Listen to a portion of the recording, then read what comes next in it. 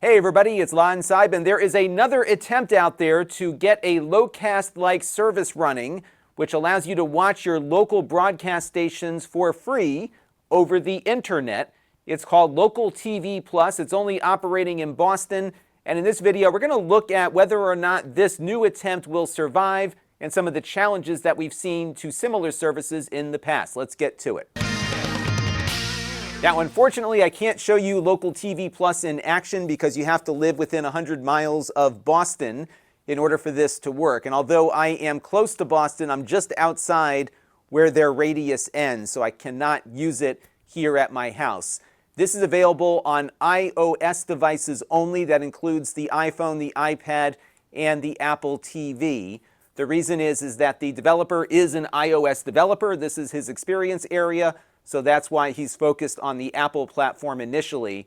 I also think this helps him at least more accurately determine the location of the viewer so that people can't spoof their IP address through a VPN, for example, to be able to watch. And that's going to be very important for keeping the service up and compliant with federal law.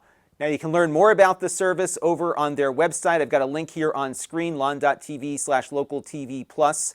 Right now, you have to download the app through Apple's Test Flight, which is what you use to beta test software. He's been working quite a bit on the app. I did download it to see if I could get it to work, and I'm getting updates every couple of days. So it is out there and functional for the people that are using it.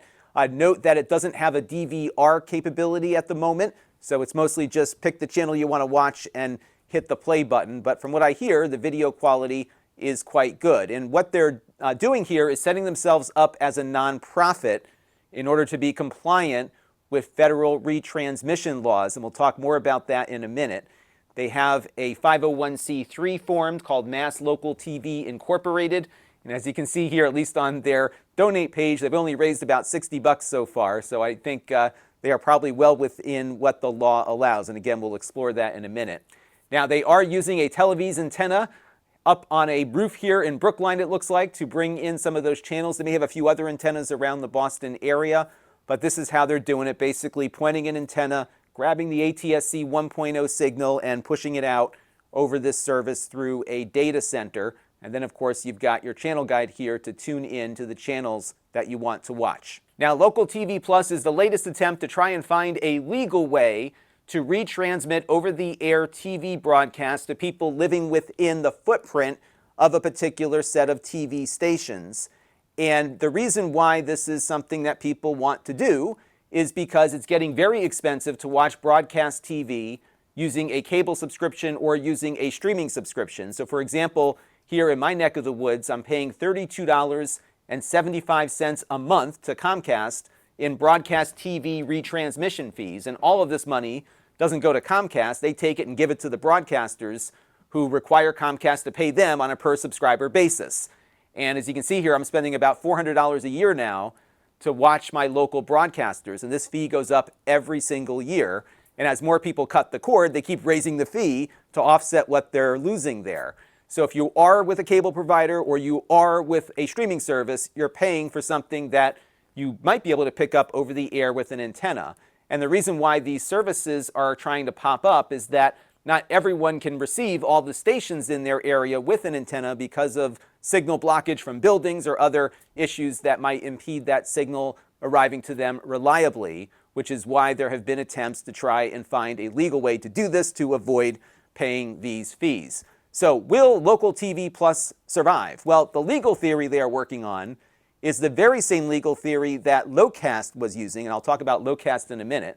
Locast, of course, got sued out of existence, but the federal law does say that you are allowed to create a secondary transmission of a broadcast signal, provided that you are doing it without any direct or indirect commercial advantage and without charge to the recipients of that transmission other than assessments necessary to defray the actual and reasonable costs of maintaining and operating that secondary transmission service. And it's important here to also define what a cable system means, because that is mentioned here in the law. So you cannot be a cable system. You have to be a nonprofit or a government entity doing this. Now, what does the federal law define a cable system as? Well, they define it as a facility located in the United States that receive signals transmitted or programs broadcast by one or more TV stations licensed by the FCC and make secondary transmissions of those signals or programs by wires, cables, microwave, or other communication channels to subscribing members of the public who pay for such service. Now, this is where there's a bit of a conflict in the law because this law did not anticipate the internet and streaming. It was written long before that. So Local TV Plus needs to figure out a way in which they can structure their service around not having subscribers and members, because I can see that being an area where the broadcasters might say, hey, these guys are a cable system, and nowhere in the law does it say that a cable system has to be a commercial entity only. A nonprofit could very well be a cable system if they are providing service the way the law defines. And I would think this would be where the broadcasters would go after them if the service became a bigger threat than it currently might be. So let's take a look at some past attempts to try and make this work. The first one that a lot of you may have remembered is called Areo, and this existed about 10 years ago also in the Boston area. Now, this was a for-profit enterprise, and the way this worked is that you subscribed to their service, and what you got for that subscription was an actual tiny antenna that you were renting in one of their data centers that was picking up these signals. And the broadcasters, of course, sued them and went all the way to the U.S. Supreme Court. And what happened at the Supreme Court was they decided that Areo pretty much was a cable service, and there wasn't enough of a difference between what they were doing and what a cable service might provide to separate the two. So they did not survive legally, and they were shut down. That followed by Locast, which tried to make use of this nonprofit provision in the law. On their now defunct homepage, you would see in bold letters that they are a not-for-profit service. And they accumulated 2.3 million users. They spread across the country very quickly. It gained a lot of popularity, and this was certainly a big issue for the broadcasters who were very aggressive in making sure this shut down. Now, Locast was founded by a broadcast and communications attorney named David Goodfriend, and he had previously worked for Dish Network, but he also spent some time working at the FCC as well as Congress and the White House. And he had founded a nonprofit group called the Sports Fans Coalition, which was trying to roll back some of the broadcast blackout rules on sporting events. And then that coalition spun off Locast as kind of a subsidiary of their nonprofit. And what happened in the lawsuit, though, was that the broadcasters attempted to attach Goodfriend to the damages that they were seeking from Locast. Now, Goodfriend said that he was just a volunteer, and therefore he was protected under federal law for volunteers of nonprofit organizations, but the judge found that he was getting some things of value from providing the services to the parent nonprofit, and therefore was attached to the lawsuit. And once that order came down, they shut right down to prevent any future damages from accumulating as they tried to figure out a way out of the case. Now, the judge in the case found that Locast did not meet the standard of the nonprofit retransmission law because the money they were receiving did not defray the actual and reasonable cost to operate the service. Instead, they were using the profits, if you will, to expand the service. So their costs in 2020, according to the lawsuit, were $2.4 million, but they brought in $4.5 million, and therefore they were not doing the minimum here to keep the service up. They were trying to continue expanding the system, which the judge saw as not being allowed under the law. Additionally, what would happen on Locast would be that as you were watching for free, you would be nagged to subscribe and become a donator, if you will. But that looked a lot like a subscription as well. But really, they got hung up on the fact that they were using this money to expand the system as opposed to just operating it at cost. So they, in many ways, became a victim of their own success. And of course, the judge said, had Congress added a word to the law that said costs of maintaining and expanding the system, then it probably would have been allowed. But expansion is not mentioned, and therefore Locast was not considered legal under that law that TV Plus now is trying to operate under. Now, I covered Locast extensively a few years back, and you can see the timeline and progression of things from Locast at its peak with millions of users to being completely shut down over the course of a couple of weeks. It was quite a story. Now, what can TV Plus do to avoid meeting the same fate? Well, I am not a lawyer, but from what I see here, the best option for them is to make no money. Bring in just what they need to kind of keep the service operating. They also need to be careful not to allow for the creation of user accounts, because anything that makes them look like a subscription cable service is going to have them fall under that legal definition, and they've got to be really careful about that. That might even limit what they could do with recurring subscription services like Patreon. They've got to make sure they've got a very secure way of receiving those donations that do not make those donors into members or subscribers, and that's going to be important.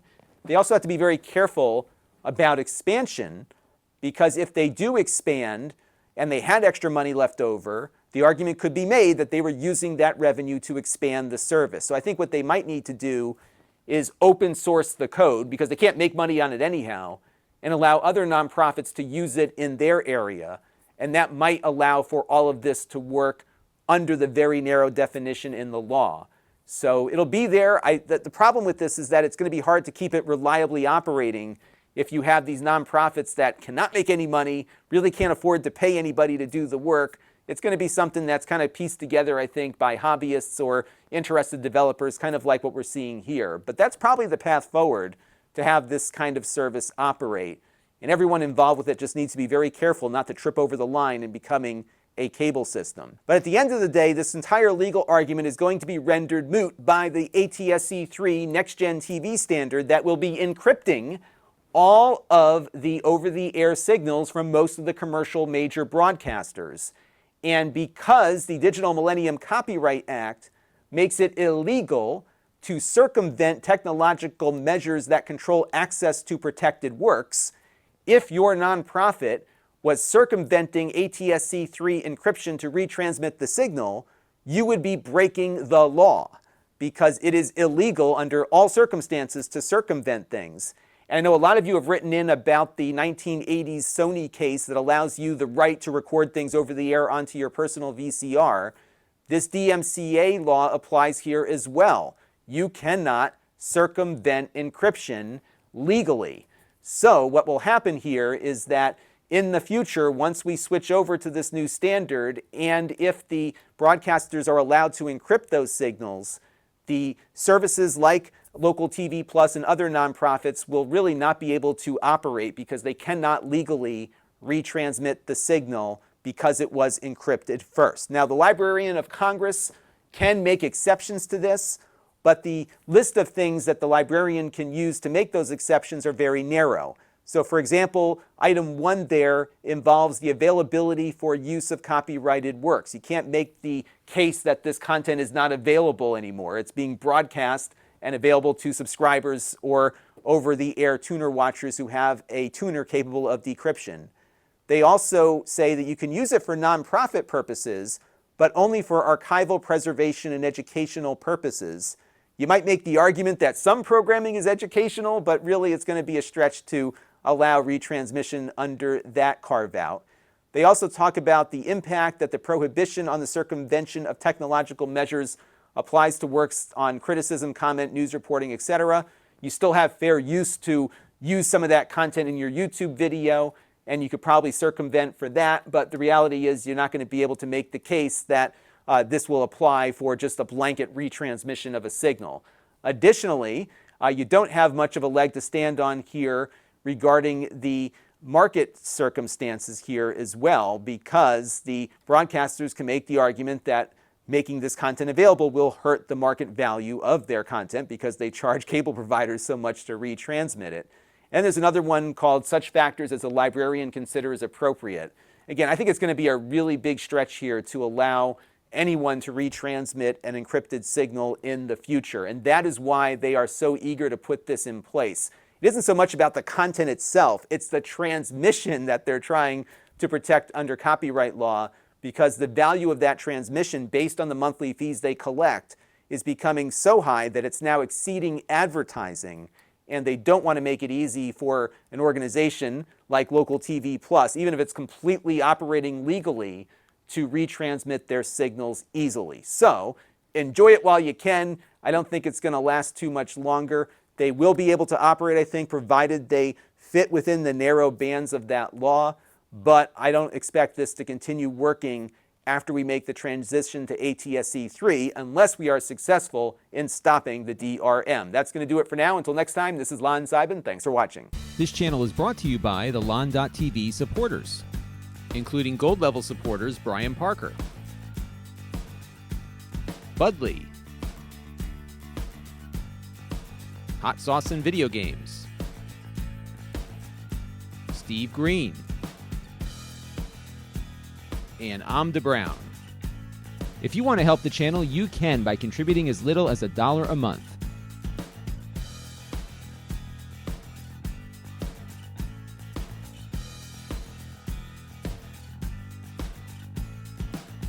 Head over to lon.tv/support to learn more.